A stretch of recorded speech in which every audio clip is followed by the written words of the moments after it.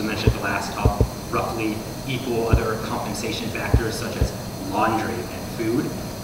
Interestingly, one thing that's often talked about as a benefit when people try to get away from paying college athletes is the great professional coaches, but then that benefit is never used to say, oh yeah, we're spending millions. Sorry, thanks. Oh wow. So name, image, and likeness is another area where lots of people can try to make money outside sponsorships, again, signing autographs, basics there, doing events. So as mentioned, Danny Jones could easily make money with her racing prize money. Races would pay her to show up. She's a very big draw. She could sign a deal with, let's say, New Balance or one of the other companies around here. My guess is realistically that's going to be the first avenue that this is really going to go, is where they allow that outside compensation. Obviously, then you're going to have companies like Nike spending a lot more on football teams here than on cross-country athletes and track athletes. She's also a former track and field indoor national champion. Again, the best athlete here. So yeah, there's a lot of inequalities, and this is not going to solve it, but I don't think it's going to hurt it. If it does, then that's a problem. Yeah, great questions. I'll ask one. Of course, you know, I have tons of things to ask.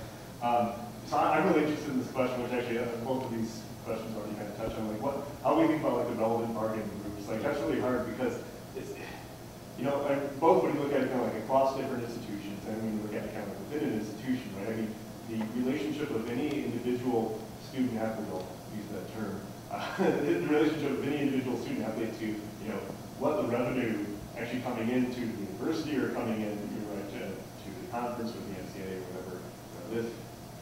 It's really different, and it's different, right? I mean, you know, depending on which institution they're at, it's different depending on the sport they're playing. It's systematically different depending on what gender they are, right? And it's even different within, you know, I look at the football team, which is a good example because it's so huge, right? I mean, there's a lot of athletes out there. Trying to apportion, well, you know, who really are the ones responsible for bringing the money here? I mean, you might think that the difference between, you know, I don't know if our institution is a great example, but you definitely could have institutions against it. Great, yeah.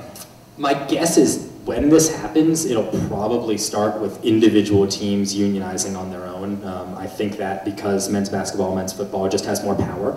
So I do think eventually when this push comes, it's going to be led by them, at least successfully led by them. I think it would be better if it were all of the athletes at the university together. One, that would help with a lot of these disparity issues. I care a lot more about the least well-off than the best well-off. So on any setup, your star football player is going to do well, period. On a lot of setups, your non-star football players and almost all your other athletes are not going to do nearly as well. So if you have a setting where the entire bargaining unit are all, 300 some odd student athletes here, then you have a lot more input from the quote-unquote non-revenue athletes. That of course doesn't mean that they're going to rig the vote so that they get exactly as much as some of the other athletes. There's going to be a lot of push and pull. But as we see in professional sports leagues, we have league minimums for all the athletes. In the NFL, the league minimum is something like $500,000 a year. Obviously, when you only compete for 3-ish years, it's not nearly as much as it sounds like. That's like the average. And I think you get healthcare slightly after the average. I'm sure that's a real accident. When you have the power from the more noticeable athletes, they can help with the others if they're part of the bargaining unit. So I would love to see it university-wide, but I'm not sure that's going to happen. So there's definitely a spectrum down the line.